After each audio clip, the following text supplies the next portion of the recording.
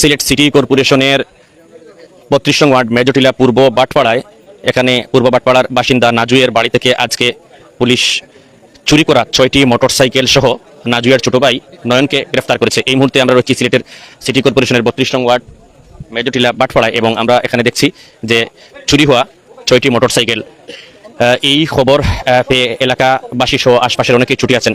যদি আমরা তথ্য দেই যে এখানে একজনের চুরি হওয়া মোটরসাইকেল তারা চুরি হওয়ার পর থানায় তারা আইনি পদক্ষেপ নেন এবং আইনি পদক্ষেপ নেওয়ার পর আজকে নাজুয়ের যে ছোট ভাই নয়নকে তারা দেখতে পান সন্ধ্যা রাতে। তখন দেখার পর তার পিছু নেন এবং সে যখন মোটরসাইকেল নিয়ে বাড়িতে ঢুকে তখনই তাকে আটক করেন।